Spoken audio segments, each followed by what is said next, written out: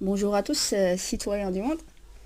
Alors, en cette matinée de samedi 4 avril 2015, je reviens pour faire une petite audio sur euh,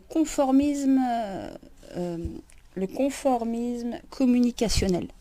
C'est-à-dire, en fait, ce qu'on voit, c'est que quand on essaye de développer une idée ou d'échanger avec des personnes, eh ben, beaucoup de personnes, en fait, on va dire, qui ont des idées, des fois peut-être ont des difficultés à exprimer leurs idées parce que leur comportement, c'est-à-dire peut-être leur stress, leur timidité, ou bien d'autres aspects de leur personnalité, c'est pas que cela les handicape, mais ne leur facilite pas la tâche pour faire adhérer à autrui ou intéresser d'autres personnes à adhérer à son idée. Et donc, je voulais parler en fait des experts en communication. Voilà. Donc finalement, je me dis, donc soi-disant que c'est une science pour communiquer avec autrui, d'accord.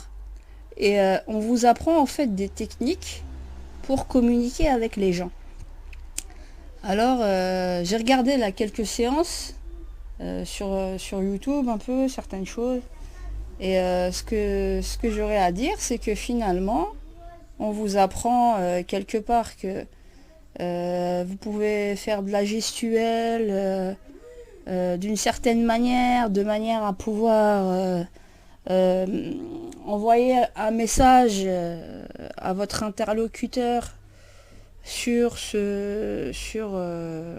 votre personnalité finalement, mais qui n'est pas votre personnalité. Ce que j'aurais à dire, c'est que finalement, cette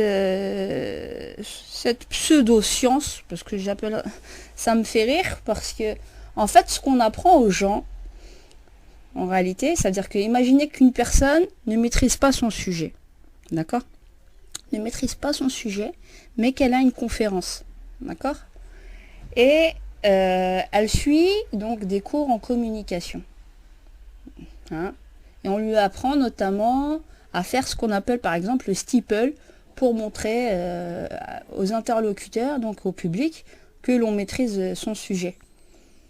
C'est censé renvoyer un signal au public que la personne gère, maîtrise bien son sujet, alors que dans le fond, la réalité est autre. Et donc, ça pousse le public à faire confiance à quelqu'un d'incompétent. C'est ça que ça veut dire. Donc finalement, je me dis que l'expertise, hein, on devrait plutôt appeler ça l'art de baratiner son monde. Et beaucoup de politiciens l'utilisent. Et en fait, on a habitué finalement l'œil et l'ouïe du citoyen à un certain conformisme relationnel et communicationnel. C'est-à-dire que tout ce qui sortirait de de ce champ de communication auquel on a habitué le citoyen à travers les médias, à travers la politique, à travers une série de domaines, hein. Donc finalement, a réduit finalement son champ de tolérance par rapport à ce qui serait hors, piste de jeu finalement qui a été créé par, par ce seul mode de communication. Et donc, automatiquement, cela susciterait chez le public une intolérance et quelque chose qui dérangerait parce que c'est pas quelque chose qu'ils ont l'habitude d'entendre ou de voir. Et au lieu finalement qu'on ait affaire à des gens authentiques qui finalement arrivent finalement à être eux-mêmes sans passer par un masque social acceptable, on apprend finalement à la population d'être une population superficielle. Voilà, moi je vois les choses comme ça, on peut ne pas être d'accord, mais alors ce qui fait que quand la personne a du mal, ça peut aider dans une certaine mesure, mais de là à en faire une science, et donc on apprend aux gens finalement à pas être naturel. Et en réalité, Si les personnes étaient plus simples, plus originales, qui resteraient fidèles à elles-mêmes malgré leurs difficultés de communication, quitte à avoir quelqu'un qui serait peut-être un peu plus doué pour aider on va dire, à peaufiner l'idée de base, l'idée de fond, on apprend à la personne à être superficielle. Et donc, le public devient de plus en plus intolérant à tout ce qui pourrait sortir de cette norme qui a été finalement construite toujours par, voilà, par des personnes finalement qui cherchent à avoir de l'impact global sur les gens. Et c'est plus un art de manipulation que de la, comment dire, c'est plus un art de manipulation que de la vraie communication authentique qui touche le cœur des gens voilà, qui permet aux personnes finalement de se remettre en question, de réanalyser leur propre référentiel de ce qui est de toute façon on peut pas plaire à tout le monde par définition parce que chacun a sa propre vision du monde, son propre référentiel, mais il y a des choses qui nous lient, mais quand bien même il y aurait une grande majorité qui serait d'accord avec nous, il faut s'attendre aussi à avoir une grande proportion de personnes qui ne soient pas d'accord. Et voilà, donc finalement on essaye donc de polir, d'englober un maximum de monde autour d'une certaine idée, alors que on n'est pas soi-même, on est en train de les baratiner, quoi. Je veux dire, on n'est pas soi-même, on n'est vraiment pas soi-même. Et le malaise dans la société et dans le système actuel, il vient de là aussi, quelque part.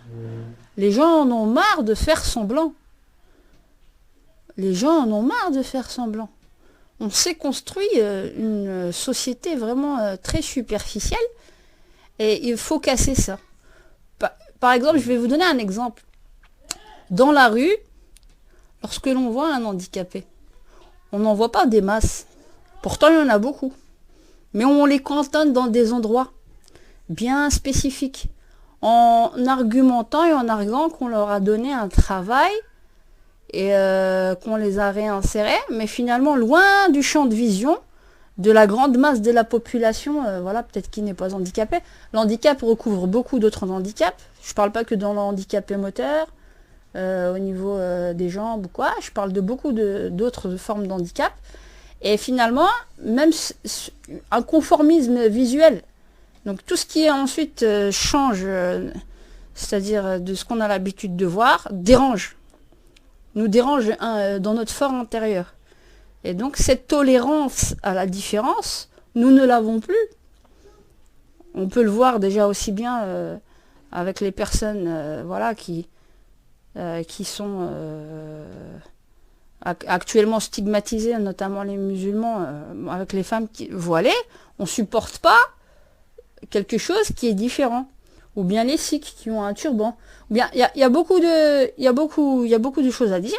Cette diversité, cette différence, le monde est comme ça. Et il faut l'accepter tel qu'il est. C'est une richesse.